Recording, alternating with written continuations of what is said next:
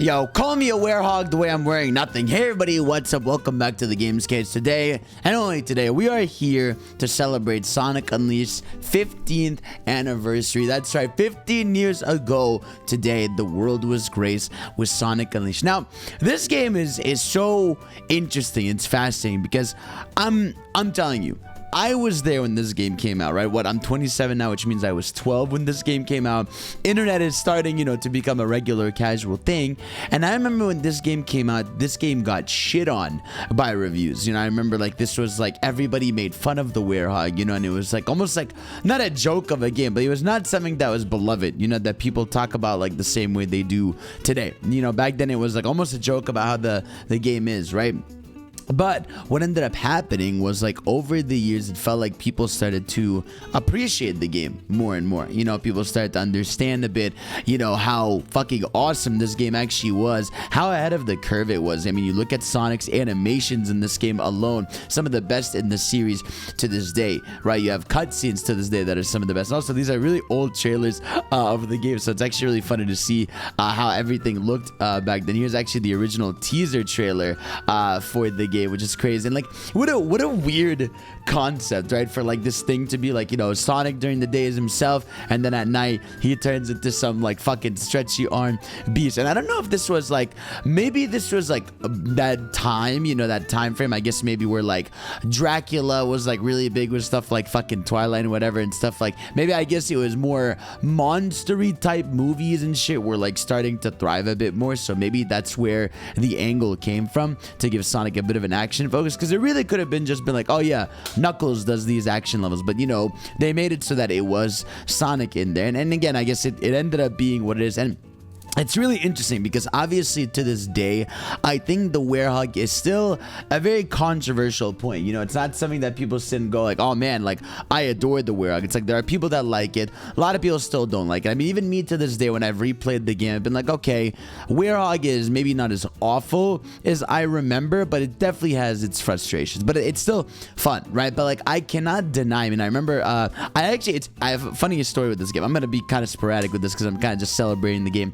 I remember I actually grew up with the Wii version of this game, so whenever over the years, when the internet evolved and people were telling me how Sonic Unleashed daytime levels were peak, goat, and all that stuff, and I was kind of thinking back, I'm I don't remember that. I thought these stages were kind of cool, but they weren't anything crazy. And then skip forward to even actually before I actually play the game, I played Sonic Generations, the mod, where I think it's a Sonic Unleashed mod generation. You guys check it out, where you can play those levels in the daytime stages in Generation. I was holy shit, these stages are fucking awesome. And then obviously, I think it was 2 years ago, Xbox actually announced that they had this program where old games on the console were gonna get a big FPS boost, right? And Sonic Unleashed ended up becoming one of them, and that has been an insane turnaround for the game. I think it is underrated and underestimated how big and awesome that update is for the game, because now the game is just a consistent 60 FPS now on Xbox Series S and X. It's kind of the only real way to play the game in its best form, to be honest with you. I guess the second would be through Generations mods, but I think playing it on Sonic Unleashed Xbox One Series S X edition is the best way, because the game used to chug. The game actually did not run incredibly on old consoles.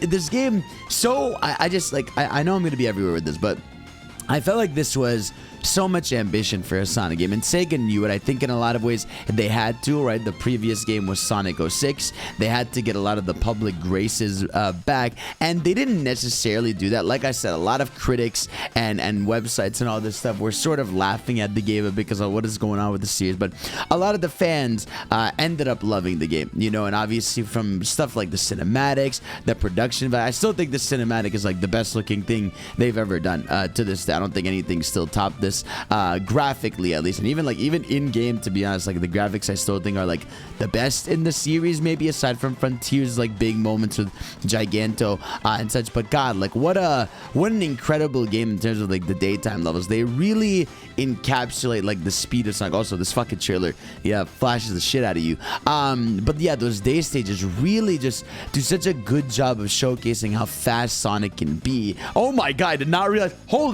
Oh my god, this trailer is awful. Holy shit. Who did this? I'm so sorry for Flash banging all of y'all, bro. I'm so sorry for that. Anyways, I thought I'll describe a different one here. But yeah, no, it's such a fun game to think about because you look at those day stages and they're some of the best in the series. Then you get to the Werehog stages, which, you know, are kind of whatever, but like they're still part of the game's DNA. I don't even know how to explain it. This game to me is fucking crazy because I know even now, like today, the meme is to almost say like, am I the only one who likes Sonic Unleashed? Because again, it was unliked for a long time. You know, there was a big period of time where people were not a fan of this game. You know, it was very much like, yeah, it was the black sheep, not the black sheep of the stage, but it was sort of like an underrated one. But nowadays, it feels like all the fans love it and want future games to be like it. And in a lot of ways, I agree. I still think the animations are something that excel in this game that I want to be in the future games. Even Sonic's, like, how he, like, looks in his movement controls, I still think are phenomenal. And I just think, you know, Sonic Team and Sega really had something with this game. And I felt like obviously it kicked off the boost formula, which, you know, then on that actually like pretty solid games. I mean, we had it's weird though, it felt like the boost formula got a little regressed after this game, like, you know, and it felt like each game it regressed it a bit more because I think we had Colors after, which felt like, you know, mini version of this game in terms of the boost formula. Then we had Generations, which, you know, kind of went back to it, refined it actually a little bit, but, you know, was half of it, you know, 2D sections. And then we had Sonic Forces, which, you know, that completely butchered the boost formula. I don't know how they did it, but they managed to do it. But I felt like this game was such a good showcase of skill too. Like, I know S ranking in this game is like difficult as shit. I remember when I played I did a full playthrough on my stream. Trying to S rank those daytime stages was a nightmare, you know. But I actually, you know, I ended up doing it.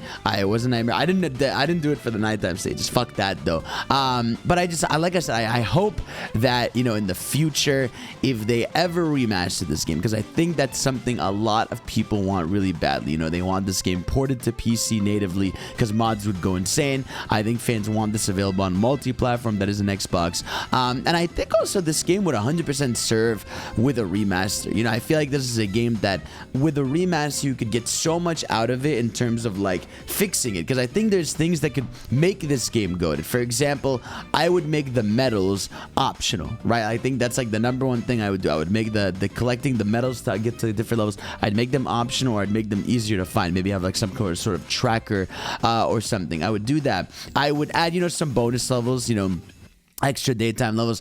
I would up the speed of the Werehog. I would give you more combos to do. I think like that's the big thing. I think they would have to heavily refine the Werehog, because I do think actually if they refine the shit out of the Werehog combat and almost like I would almost say revamped it, to be honest with you. If they revamped the Werehog combat completely, I feel like the game would definitively, you know, be like incredible, because then you have incredible daytime levels, you'd have some cool nighttime level designs, but maybe they feel a bit faster paced, combos feel a bit faster to do. You know, they have expertise now. I wouldn't say expertise, but they have some sort of, you know, understanding of combat now with Frontiers, and maybe they could implement that, you know, sort of speed and motion into the Werehog while keeping like the skill level of it, because I do think the Werehog combat still has skill aspects to it. But yeah, do stuff, obviously make, you know, natively 60 on all platforms that's available, and I think there's stuff they can definitely do with the remaster to make the game better. Let me know what you guys would actually like to see from a Sonic Unleashed remaster if they were ever to do one. And yeah, man, I can't believe it's 15 years old. Like I said, I was 12 years old when the game came out. Now I'm out here 27, and it's kind of crazy. Like it's a game that I really do. It's weird.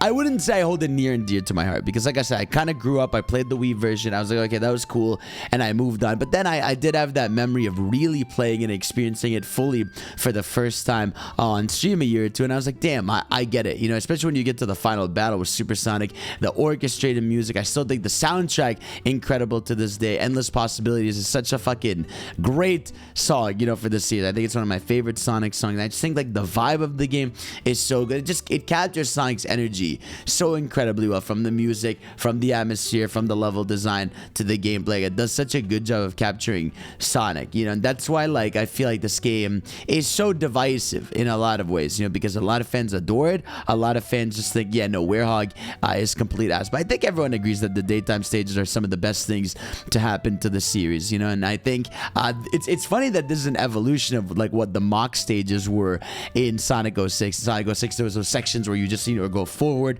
crazy fast. I feel like this game really felt like the first time it captured the idea of being ultra fast in a 3D Sonic game, because obviously games like Adventure have speed moments, but it never gets to these levels, you know, where it is like these levels are so lengthy because Sonic is straight blazing through and you have to do a mix of platforming and movement and everything, and it's really cool. But yeah, no, I mean, let me know what's your favorite memories of Sonic Unleashed. What do you obviously you want a remaster, but what would you like from a remaster? And of course, subscribe to your boy for more content on that. So guys, thank y'all for watching. You're the best. I'll see y'all next time. Peace out.